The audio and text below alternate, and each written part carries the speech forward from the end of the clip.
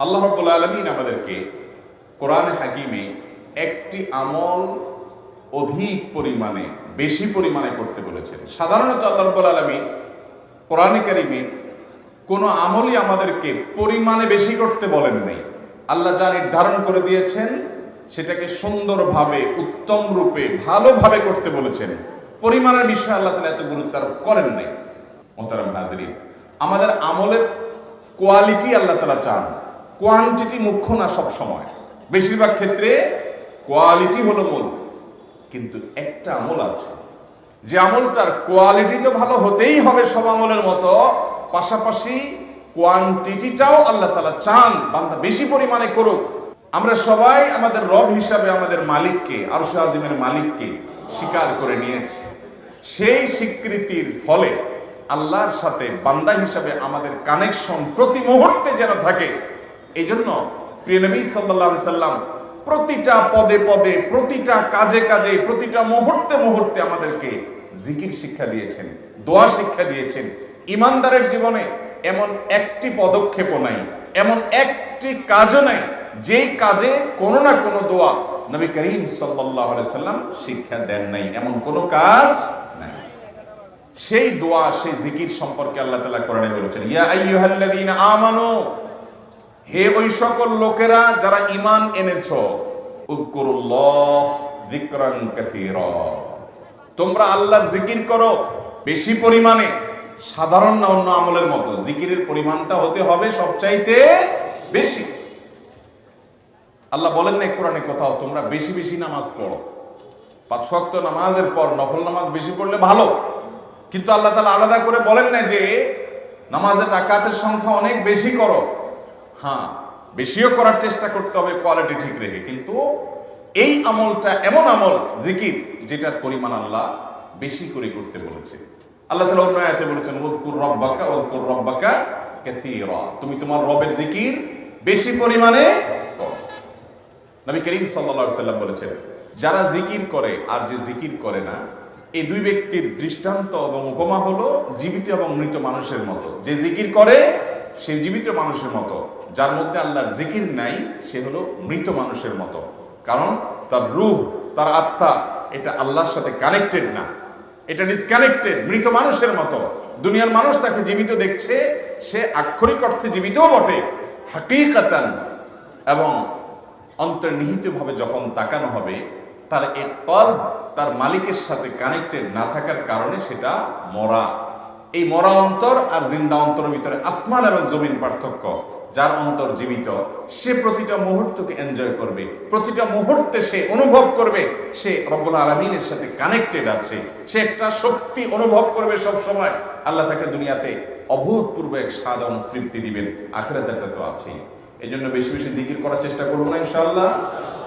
মোহতারাম হাজিরিন, আমাদের নবী করিম সাল্লাল্লাহু আলাইহি সাল্লাম আমাদেরকে দুই ধরনের জিকির শিক্ষা দিয়েছেন। এক ধরনের জিকির হলো বিভিন্ন জায়গায় জায়গায় সময় সময় দোয়া শিক্ষা দিয়েছেন, এগুলো সবগুলা দোয়া এবং জিকির। আবার দ্বিতীয় ধরনের জিকির হলো উঠতে বসতে চলতে ফিরতে ঘুমোতে যতক্ষণ পারেন বেশি বেশি জিকির করবেন।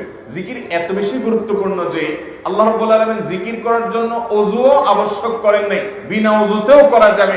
এমনকি গোসল ফরজ হয়েছে, জিকির চলবে। জিকির নিষেধ, মাসিক অবস্থায় মা বোনরা নামাজ পড়বেন না, রোজা রাখবেন না, কিন্তু জিকির অব্যাহত থাকবে। কারণ জিকির ছাড়া ইমানদার তো টিকতেই পারে না, ডিসকানেক্টেড হয়ে যাবে, তার রূহ মরে যাবে।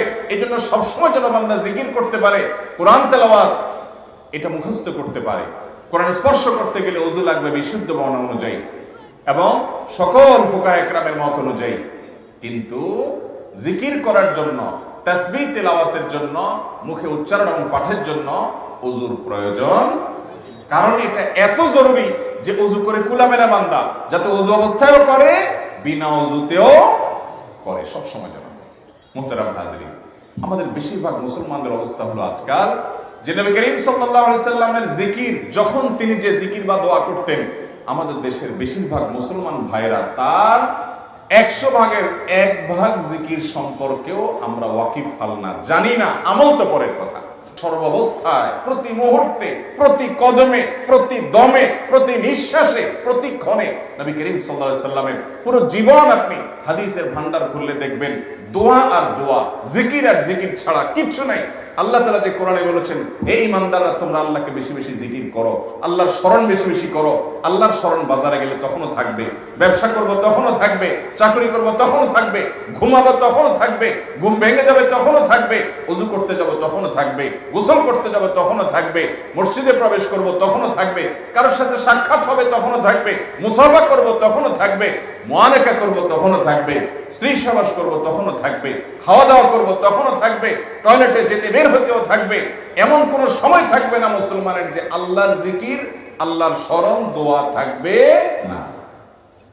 মুহতারাম হাজরিন, এভাবে যদি শুধুমাত্র নবী করিম সাল্লাল্লাহু আলাইহি সাল্লামের জিকির এবং দোয়ার কি রুটিন ছিল, কিভাবে তিনি প্রতিটা পদে পদে কোন কোন দোয়া জিকির করতেন, ঘন্টাকে ঘন্টা বলে শেষ করা যাবে না। এত পরিমাণ দোয়া জিকির করতেন। এর কয়টা আমরা প্রতিনিয়ত সারা দিন 24 ঘন্টা সবাই নিয়মিত আমল করি, হিসেব করলে খুব বেশি একটা পাওয়া যাবে আমাদের জীবনে? আহা, অথচ আমরা নিজেদেরকে মুসলমান দাবি করছি। অতএব কাল থেকে ইনশাআল্লাহ কিছু কিছু দোয়া, কিছু কিছু জিকির আমরা অন্তত পাঠ করা সুন্নাহ অনুযায়ী, হাদিসের বর্ণনা অনুযায়ী শুরু করবো তো ইনশাআল্লাহ। আল্লাহ তাআলা আমাদেরকে তৌফিক দান করুন। মুহতারাম হাজরিন, আপনি যখন আল্লাহর স্মরণ করে অর্থ বুঝে নবীজির বাতানো দোয়া জিকিরগুলো পাঠ করবেন, আপনার অন্তরে এক ধরনের তৃপ্তি অনুভব করবেন। আপনি অনুভব করবেন যে আপনি পাওয়ার হাউসের সাথে কানেক্টেড আছেন, সংযোগ আপনার আছে, নেটওয়ার্ক আপনার আছে আল্লাহ তাআলার সাথে। এটা আপনি অনুভব করবেন এবং অসম্ভব অভূতপূর্ব এক ভালো লাগা আপনার কাজ করবে। এজন্য জিকির ছাড়া যেন ইমানদারের কোনো অবস্থা না কাটে। চেষ্টা করবো না ইনশাআল্লাহ। জিকির বলতে আমরা বুঝি কিছু মানুষ একত্র হয়ে সবাই মিলে সুরে সুর মিলিয়ে নবী করিম সাল্লাল্লাহু আলাইহি সাল্লামের প্রতি দুরূদ প্রেরণ করা। নবীজি সাল্লাল্লাহু আলাইহি সাল্লামের প্রতি দুরূদ প্রেরণ করার আমল এরকম আমল, আপনি যদি সারা দিনে শুধুমাত্র নবীজির প্রতি দুরূদ প্রেরণ করার আমলটাই জিকির হিসাবে সবচেয়ে বেশি করেন, দোয়া হিসাবে যদি এটাই আপনি সারাদিন করতে থাকেন, তো আপনার জন্য যথেষ্ট হবে, আল্লাহর কাছে আর কিছু না চাইলেও চলবে। দুরূদ মানে হলো নবীজির জন্য দোয়া করা। ভাই, আল্লাহ তার হাবিবকে রহম করবেন, আপনার আমার দোয়ার দিকে আল্লাহর তাকানোর কোনো ঠেকা আছে? নবীজি কি আমাদের দোয়ার কোনো মুখাপেক্ষী? কিন্তু আমরা তার জন্য দোয়া করলে ওই চান্সে আল্লাহ তাআলা আমাদের প্রতি অনুগ্রহ করবেন। একবার না, আপনি নবীজির প্রতি একবার রহমতের দোয়া করবেন, একবার দুরূদ পাঠ করবেন, মান সাল্লা আলাইয়া মাররাতান সাল্লাল্লাহু আলাইহি আশরা। নবীজি সাল্লাল্লাহু আলাইহি সাল্লাম বলেছেন, একবার আমার জন্য তোমরা দোয়া করলে, আমার প্রতি দুরূদ পাঠ করলে, আল্লাহ তাআলা তোমাদের জীবনে 10 বার 10 জায়গায় 10 টাইমস তোমাদের উপর আল্লাহ তাআলা অনুগ্রহ করবেন। আপনি টেরও পাবেন না কত জায়গায় আল্লাহ অনুগ্রহ করেছেন। আল্লাহ বাঁচাই নিছেন, একটুর জন্য শেষ হয়ে যান নাই। ওই যে দুরূদ পড়ছেন, আল্লাহ তাআলা রক্ষা করছে, আপনি খবরও নাই। আল্লাহ তাআলা আপনার প্রতি বিশাল একটা দান করছে, আপনি লক্ষ্য করেন নাই। ওই যে দুরূদ পড়ছেন একবার, 10 ডায়ার রহমত হবে। এভাবে যত দুরূদ পড়বে সে তত রহমত এবং অনুগ্রহ পাবে। এক সাহাবী বলেছেন, ইয়া রাসূলুল্লাহ, আমি আমার দোয়ার কত অংশ আপনার জন্য রিজার্ভ রাখবো? আমি তো আল্লাহর কাছে অনেক কিছু চাইবো, অনেক কিছু নিবেদন করব, আপনার জন্য যেন আল্লাহ রহমত নাজিল করে, এটাই হলো দুরূদ। এই দুরূদটা আমি কি পরিমাণ রাখবো? 4 ভাগের 1 ভাগ, 3 ভাগের 1 ভাগ, অর্ধেক? এরপরে সাহাবী বলছেন, আসলে যদি সবগুলোই করি, উনি এক একটা পার্সেন্টেজ বলছেন, আর নবী করিম সাল্লাল্লাহু আলাইহি সাল্লাম বলছেন যে, তাকে বোঝাচ্ছেন যে আরো বেশি করতে পারলে ভালো হয়। তো সাহাবী বাড়াইতে বাড়াইতে শেষ পর্যন্ত বলেন যে, আমার দোয়া যদি সবগুলো আপনার জন্য করি, আমি যদি আর কোনো দোয়া না করি, শুধু আপনার জন্যই দোয়া করি, নবী করিম সাল্লাল্লাহু আলাইহি সাল্লাম তাকে সুসংবাদ দিলেন যে, তাহলে তোমার আর কোনো সমস্যা থাকবে না, সব সমস্যা দূর হয়ে যাবে, তোমার কোনো পেরেশানি থাকবে না।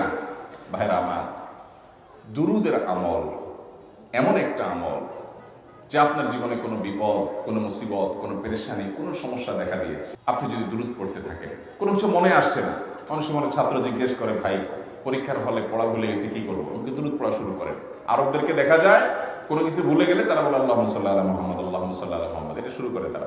কারণ নবী করিম সাল্লাল্লাহু আলাইহি সাল্লাম এর হাদিস থেকে স্পষ্টভাবে, একটি নয় বহু হাদিস থেকে প্রমাণিত, যে ব্যক্তি দুরূদটা নিয়মিত পাঠ করবে, সালাত আলা নবীটাকে যে ব্যক্তি আঁকড়ে ধরবে, সবসময় তার মুখ থেকে সালাত সালাত সালাম চলতে থাকে, এই ব্যক্তির সকল গুনাহ আল্লাহ মাফ করে দিবেন, সকল পেরেশানি আল্লাহ তারা মুক্ত করে দিবেন। ভাইরা আমার, দুরুদের আমলটা এত গুরুত্বপূর্ণ আমল। এটা আমরা করি এখন, অনেকে আছেন যে আনুষ্ঠানিকতা যখন থাকে দুরুদের